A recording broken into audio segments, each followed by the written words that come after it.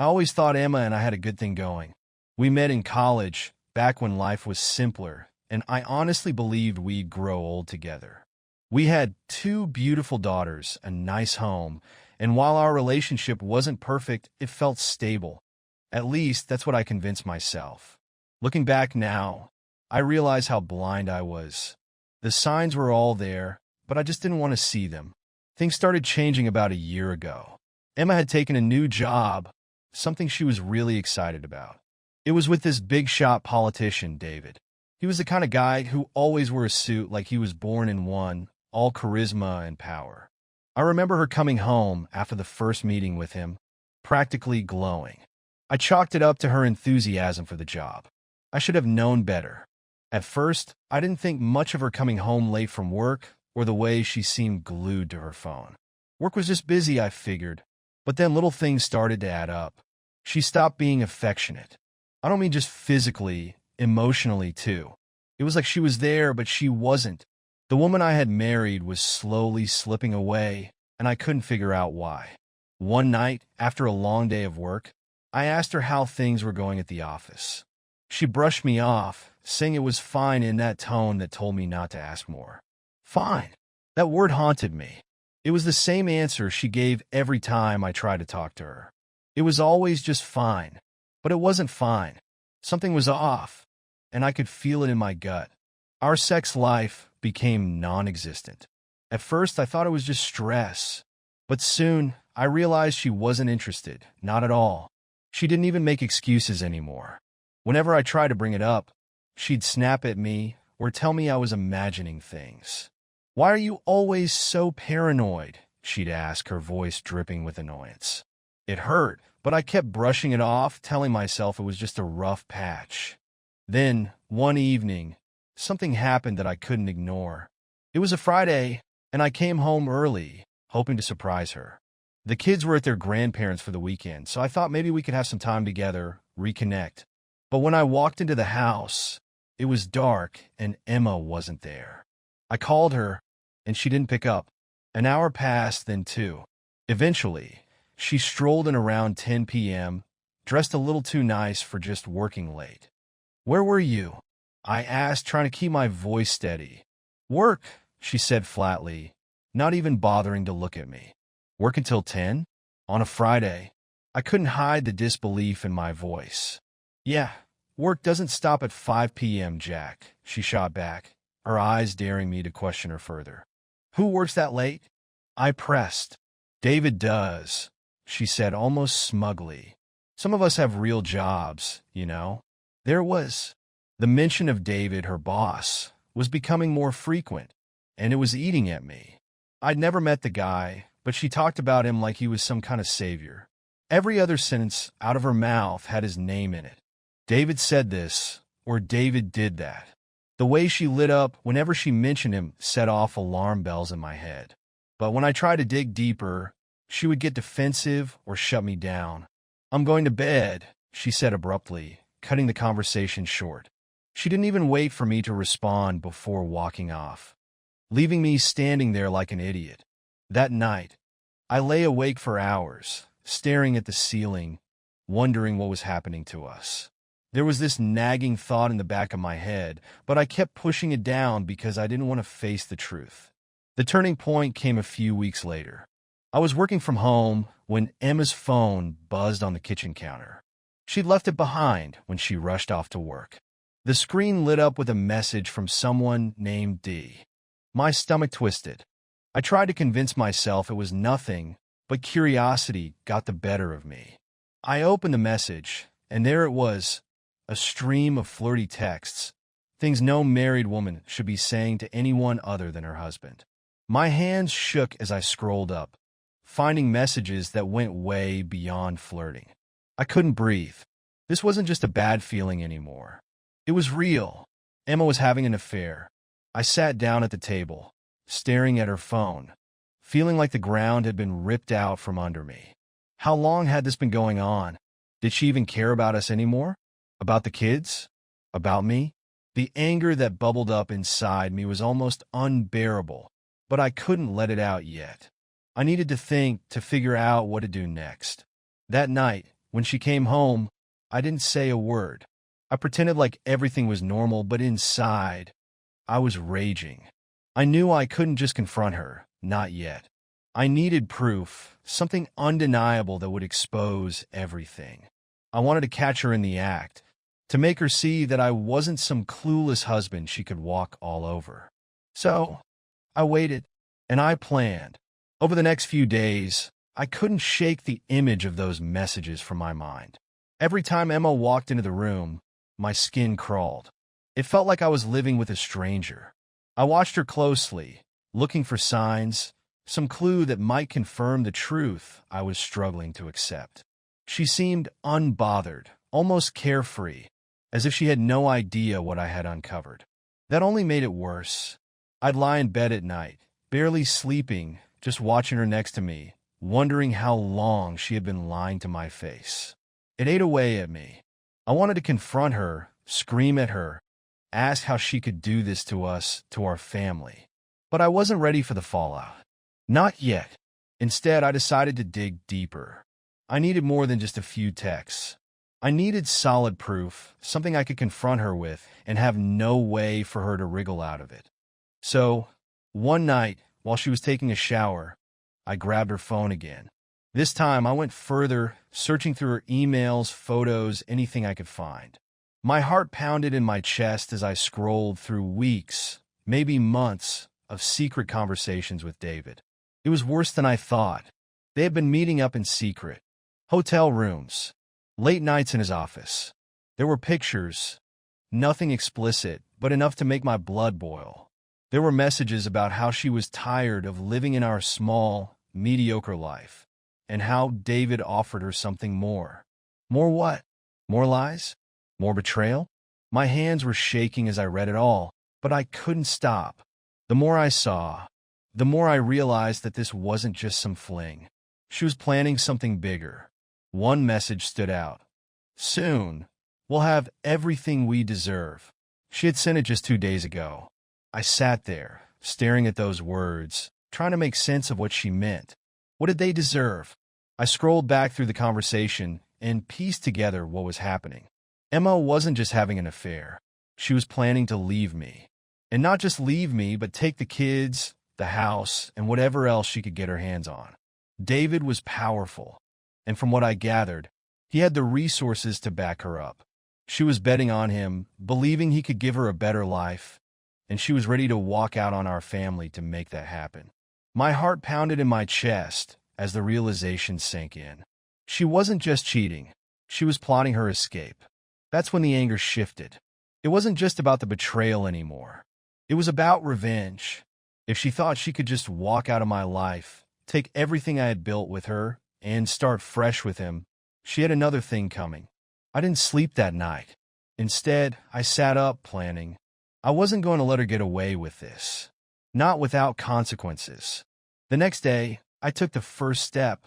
I called an old friend of mine, Ben, who worked in IT security. We hadn't talked in a while, but he owed me a favor. I told him I needed help setting up some surveillance on Emma's phone. He didn't ask too many questions, just gave me what I needed, a way to track her movements and record any conversation she had through her phone. It felt dirty, like I was stooping to her level, but I needed to protect myself. I couldn't let her blindside me with whatever she was planning. So over the next few days, I started collecting everything, texts, calls, and even photos she had saved. The more I gathered, the more disgusted I felt. But I knew it would be worth it in the end. The final piece of the puzzle fell into place the following Friday. Emma had been cagey all week, but that morning she seemed almost giddy. She left the house earlier than usual, dressed a little nicer than she normally did for work. I could feel something big was about to happen.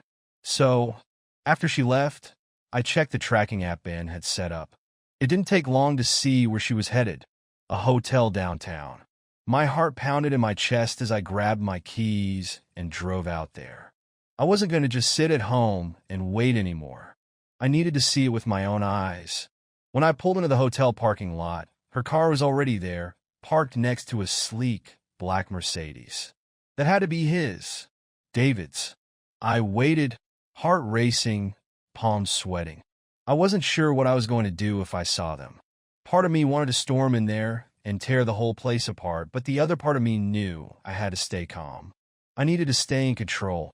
An hour passed before I saw them.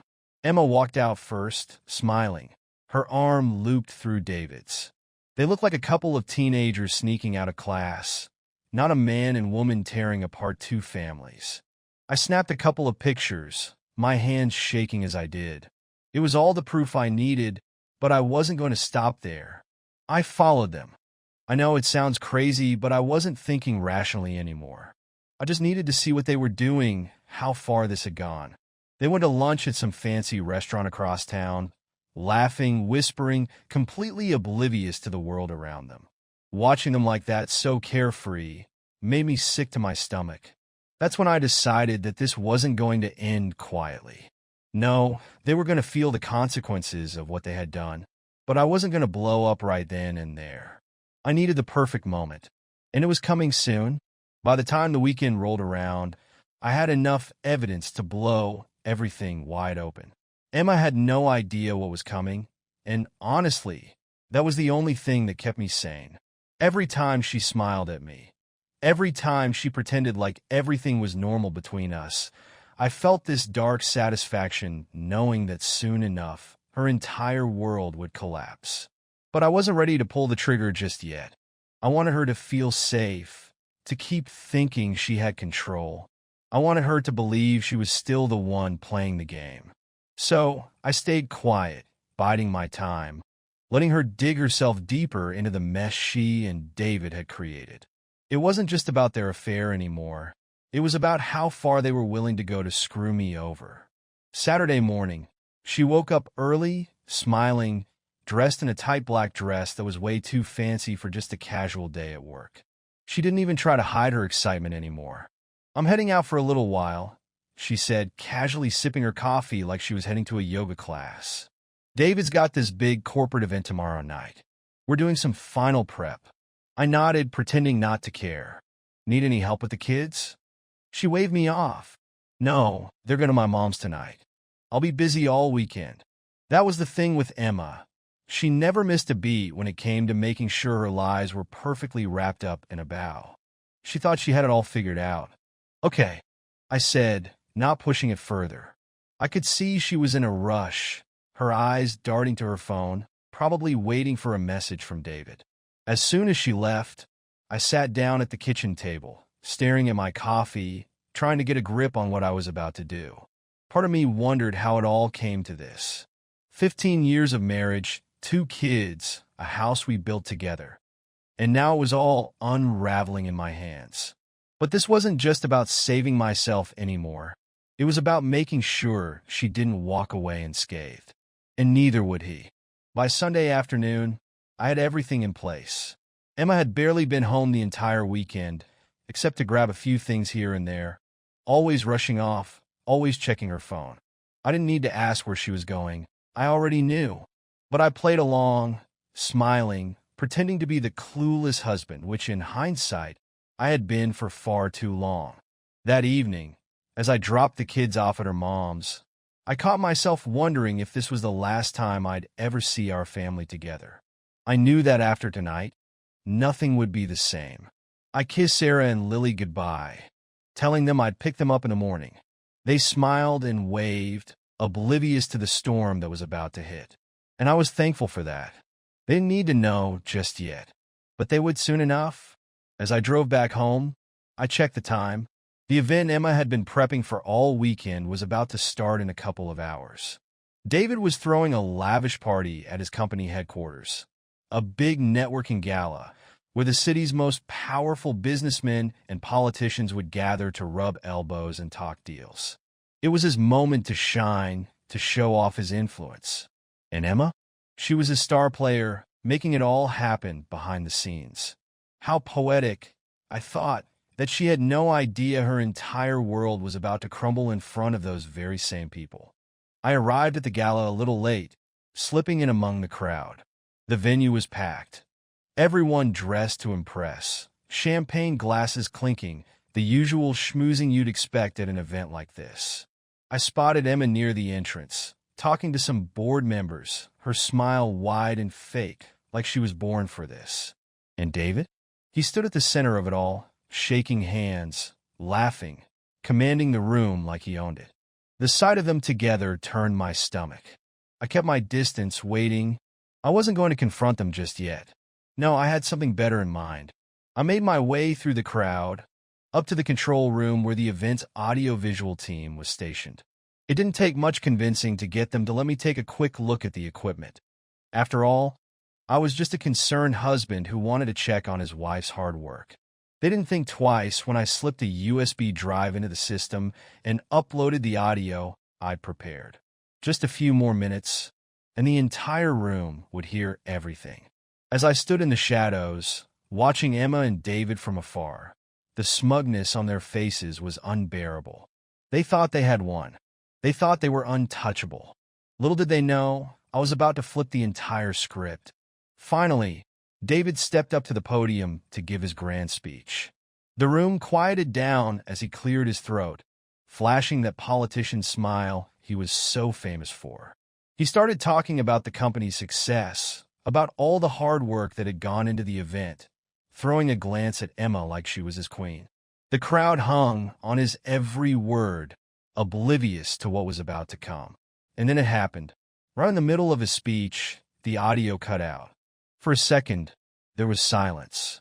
Confused murmurs rippled through the crowd, and David's face tightened in confusion. Then, my recording started playing.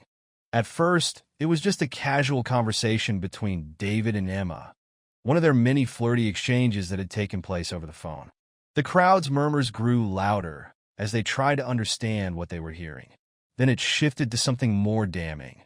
Their plans, their affair, the messages I had recorded, the ones where they talked about their future together, about how they were going to build a life once Emma left me and took everything I had worked for. The room froze. Every head turned toward Emma, who stood pale and wide-eyed, her glass of champagne slipping from her hand and shattering on the floor.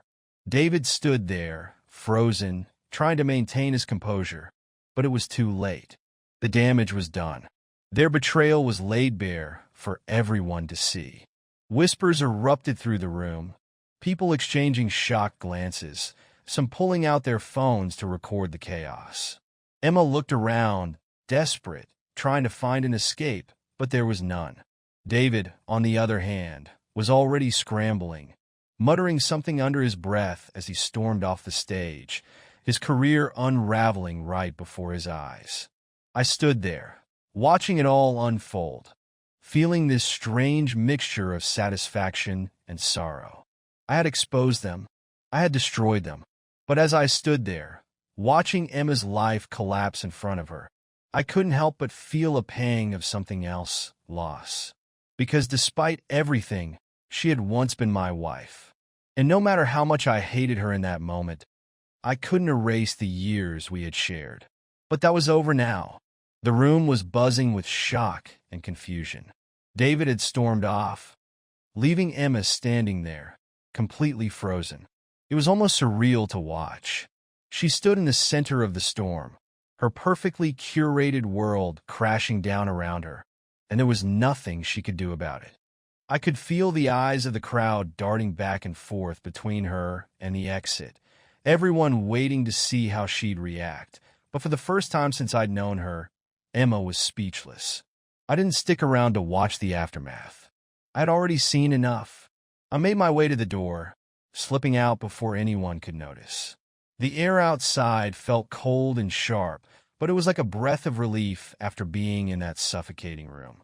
I stood by my car for a moment, leaning against it, trying to process what had just happened.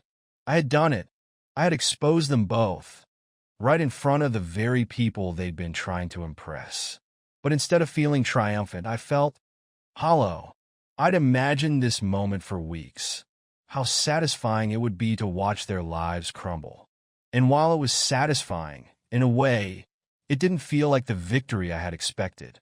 Emma was my wife, after all, and there had been a time when I had loved her, a time when we had been happy. But those days were gone now, and all that was left was the bitter taste of betrayal. I got into the car and sat there for a minute, staring at the steering wheel, wondering what came next. The girls were still at Emma's mom's place. I didn't want to drag them into this just yet, but I knew that after tonight, there was no going back. They'd have to know eventually. I took a deep breath and pulled out my phone. There was one more thing I needed to do before this was all over. I dialed Ben, my IT friend who had helped me set up the surveillance. "It's done," I said as soon as he picked up. "Everything go according to plan?" he asked. "Yeah," I replied, rubbing my temple. "Better than I expected, actually." He let out a low whistle. "So, what now?" I didn't answer right away. "I need the footage from Emma's phone. The rest of it. Can you send it to me?" "Yeah, no problem," Ben said, his voice serious now. "I'll email it to you within the hour." "You sure about this, Jack?" I hesitated for just a second. "Yeah, I'm sure." I hung up and drove home, my mind racing. The footage I was waiting for wasn't just about their affair. It was more than that. Over the past few weeks, as I gathered evidence, I realized that David wasn't just involved with Emma. He was involved in some shady business dealings that went beyond the bedroom.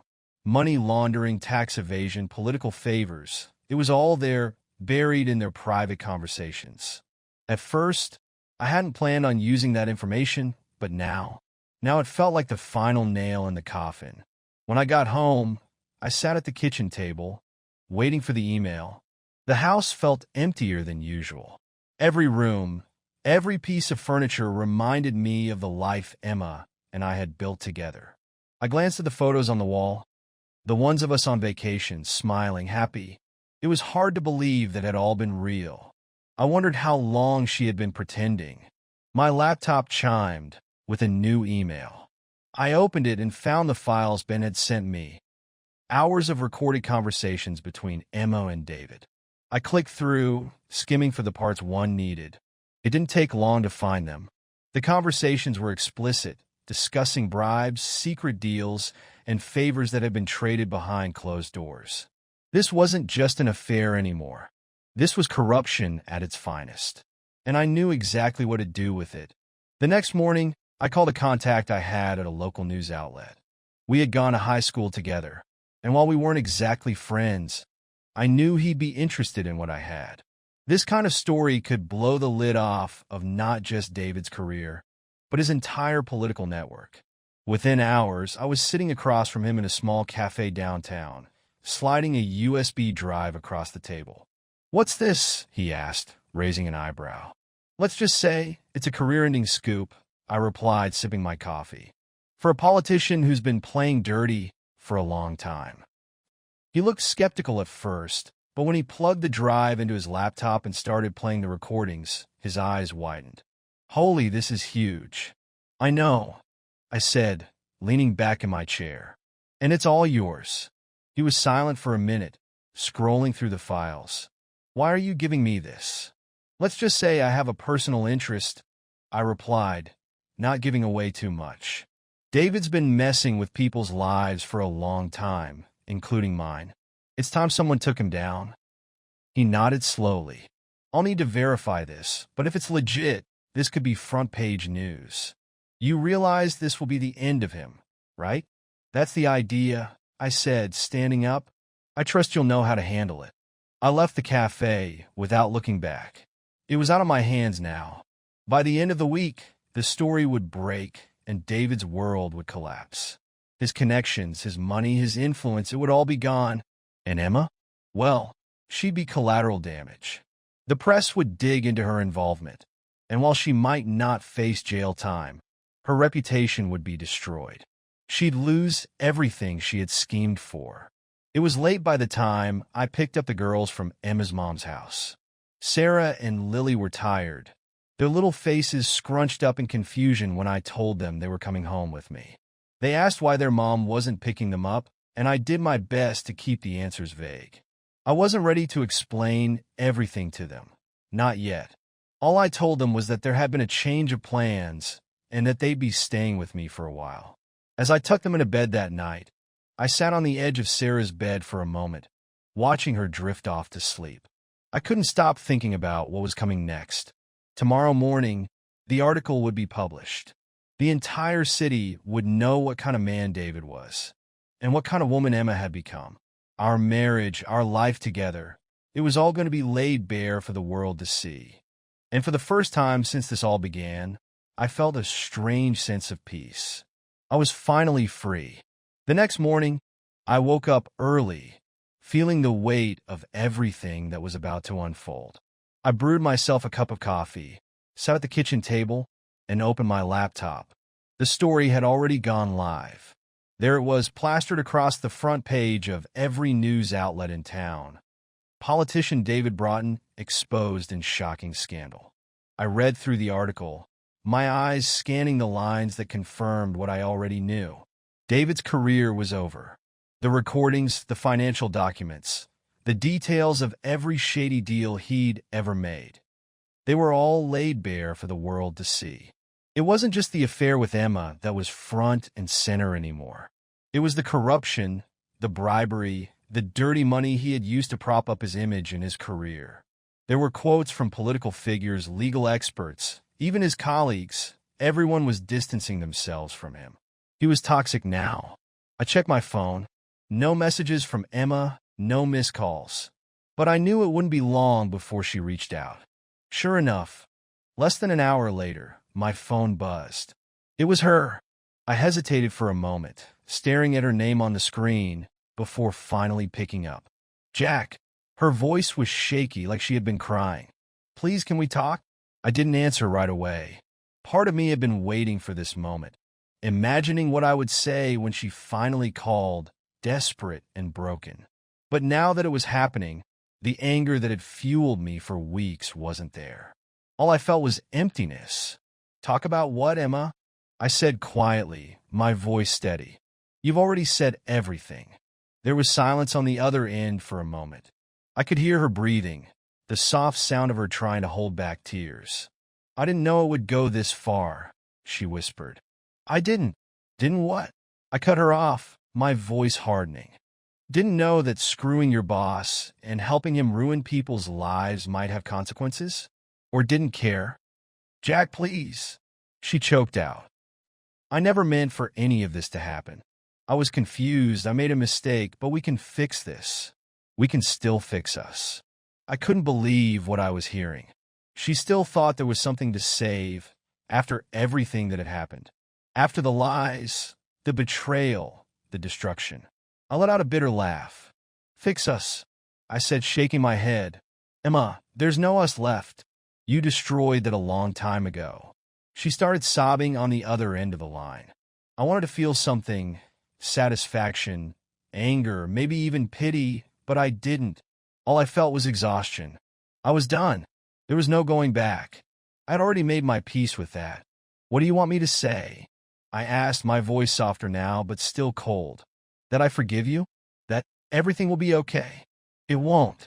You know that. Her sobs turned to silence again, and I could hear her struggling to pull herself together. I'm sorry, she whispered finally, her voice barely audible. For everything. I know I've ruined us, and I know it's my fault. But the girls... Jack, please. I need to see them. I hadn't planned on keeping the kids away from her. As much as I despised what she had done, I wasn't going to stop her from being their mother. But things were different now. This wasn't just about the affair.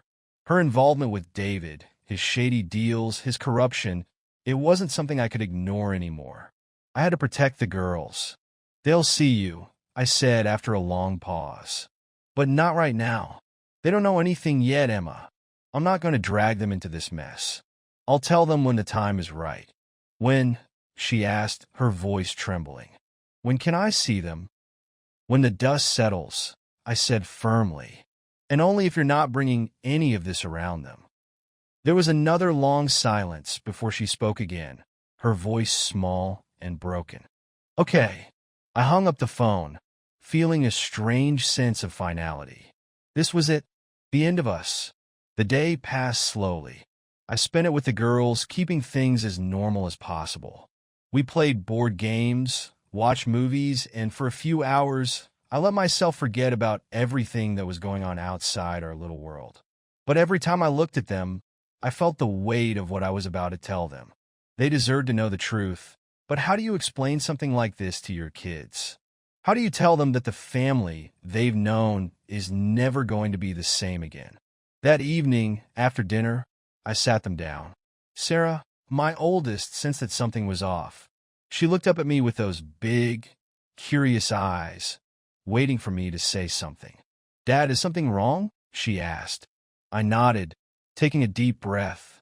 Yes, sweetheart. There's something I need to talk to you both about. Lily, my youngest, was sitting next to her, fiddling with her fingers. She didn't say anything, just watched me quietly. I tried to find the right words, but there was no easy way to say it. So I just told them the truth. I told them that their mom and I weren't going to be together anymore. That things had happened between us that couldn't be fixed.